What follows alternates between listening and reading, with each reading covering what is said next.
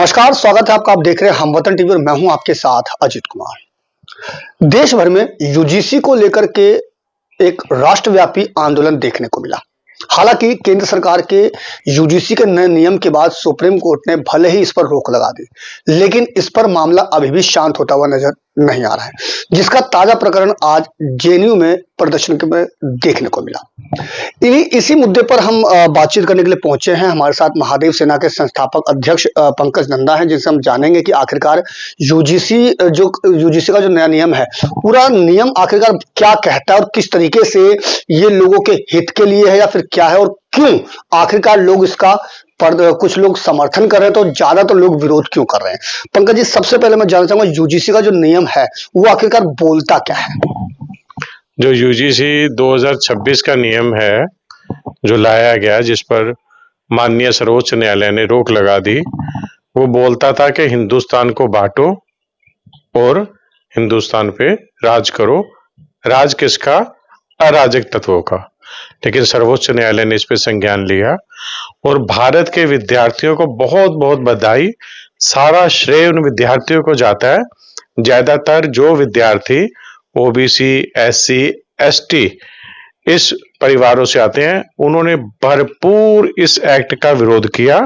उन्होंने ये साबित किया कि भारत का छात्र छात्र है, ना वो जनरल है, ना ओबीसी है, ना एससी है, ना एसटी है।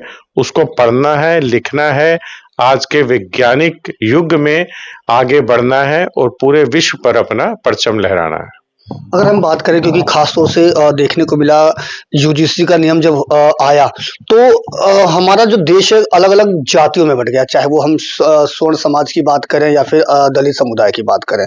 तो क्या यानी कि ये जो नियम था ये देश को बांटने का भी काम कर रहा था? आज का जो बच्चा है, जो जिसको हम जेन जी बोलते हैं, बहुत समझदार है।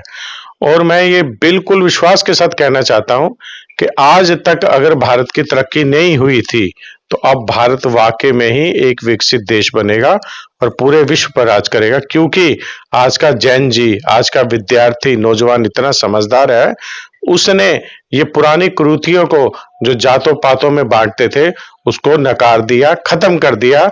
उन्होंने बता दिया कि हम किसी जात पात को नहीं जानते, हम सिर्फ एक इंसान, मानव, एक भगवान की जाति इंसान, उसको जानते हैं और हम सब एक हैं, आपस में प्रेम रखते हैं, इकट्ठे खाते हैं, चाय पीते हैं, इकट्ठे पढ़ते हैं और एक दूसरे का साथ देते हैं। हम सब एक हैं। कहा जाए क्या यानी इसी का परिणाम है कि कोर्ट को आखिरकार इसको वापस लेना पड़ा, क्योंकि देशव्यापी आंदोलन देखने को मिला और शायद कहा जा सकता है पहली बार कई प्रशासनिक अधिकारियों ने भी अपने इस्तीफे की पेशकश करी और देखने को मिला यूपी उत्तर प्रदेश के कई जगह पर ऐसी चीजें देखने को मिली। तो क्या कहा जा सकता है कि क्या ये इसी का परिणाम है? देखिए, छात्रों का बहुत बड़ा योगदान, उन अधिकारियों का बहुत बड़ा योगदान, इतनी पढ़ाई लिखाई करने के बावजूद उसके बाद जाकर के फिर वो इतने उच्च पद पर आते हैं। इस्तीफा देना कोई छोटी बात नहीं है। तो समस्त भारतवासियों की तरफ से हम उनका हृदय से अभिनंदन, साधुवाद करते हैं। फिर उस बच्चे का, उन विद्यार्थियों का धन्यवाद, उस वकील का धन्यवाद जो सर्वोच्च न्यायालय तक इस बात को लेकर गया, और सर्वोच्च न्यायालय का बहुत बहुत धन्यवाद समस्त 140 करोड़ भारतवासियों की तरफ से, जिन्होंने इस जो परमाणु था, ये जो पूरे देश में ऐसा वायरस फैला देता कि जिसका अंजाम बहुत बुरा होता, बहुत खतरनाक एक्ट था, उसको सर्वोच्च न्यायालय ने तुरंत रोक लगा दी।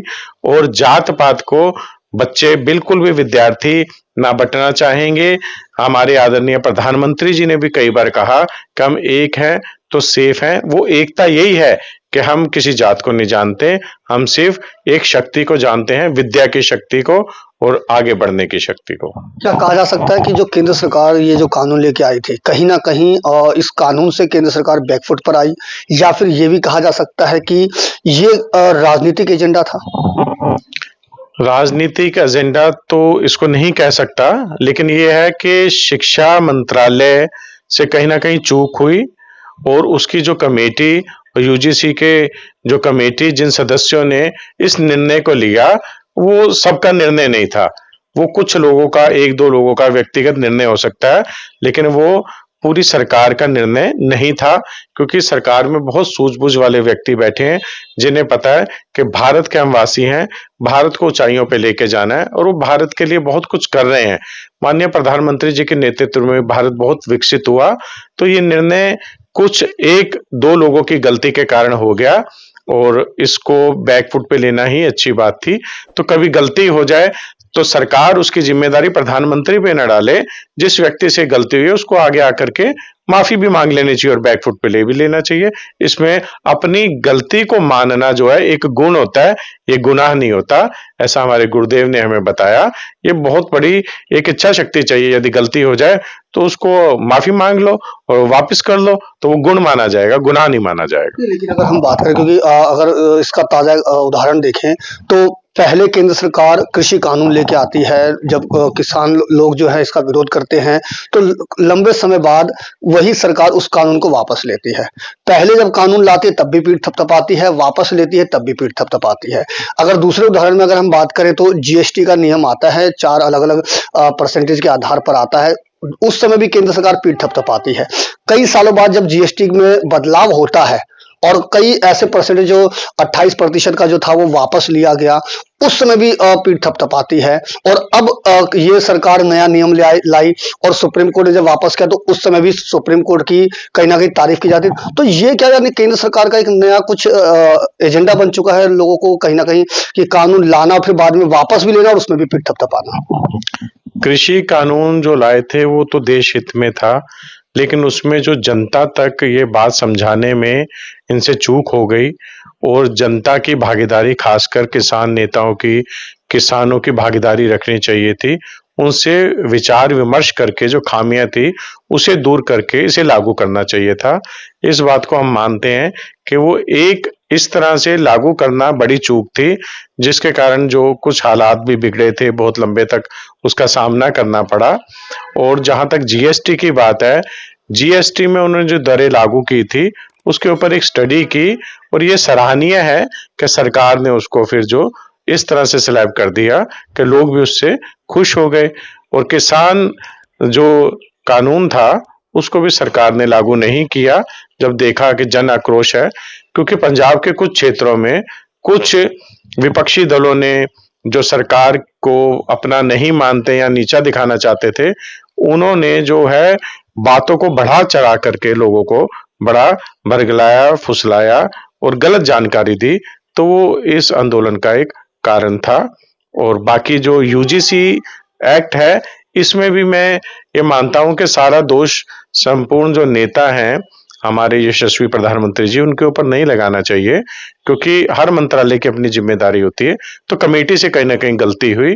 बाकी जो देश के प्रधानमंत्री हैं उनके नेतृत्व में भारत ने बहुत विकास किया, भारत के अंदर बहुत अच्छे काम हुए। लेकिन मेरा उनसे निवेदन है, क्योंकि हम सब उनसे बड़ा प्रेम करते हैं, तो हमने महादेव सेना से एक पत्र लिखकर निवेदन किया कि आपके नीचे जो किस इस प्रकार के कुछ खास जो कानून बनाए जाते हैं वो आपके संज्ञान में होने चाहिए। इसके ऊपर कुछ समझदार इस प्रकार के विशेष व्यक्ति बैठे होने चाहिए जिन्हें इसकी जानकारी हो कि कृषि किसानों के लिए बन रहा है, यूजीसी विद्यार्थियों के लिए बन रहा है, जीएसटी व्यापारियों के लिए बन रहा है, तो क्या वो इस कानून से असंतुष्ट तो नहीं होंगे? वो संतुष्ट रहेंगे, उनमें खुशहाली आएगी और सरकार की वाहवाही होगी और जनता खुश रहेगी। इस बात का वो ध्यान रखें। बाकी सरकार को इसका कोई दोष नहीं है, क्योंकि सरकार समय समय पे पूरा साथ देती है और देश को आगे ले जाने के प्रयास में हम बात करें यूजीसी नियम की, अगर हम बात करें सुप्रीम कोर्ट ने वापस लिया, उसके बावजूद भी आज जेएनयू में इसको लेकर के प्रदर्शन देखने को मिला। इसको किस नजरिए से देखते हैं? देखिए, देश के अंदर जो यूजीसी के अंडर मेरे ख्याल से 1100 से अधिक यूनिवर्सिटीज होंगी, जिसमें केंद्रीय सेंटर में भी 500-550 ऐसा। लेकिन ये जो जेएनयू की जो आप बात कर रहे हैं, तो ये जेएनयू केवल एक ऐसी यूनिवर्सिटी है कि जिसने कानून वापस होने के बाद भी उसके समर्थन में नारे देने शुरू किए, क्योंकि ये देश के अंदर अशांति चाहते हैं।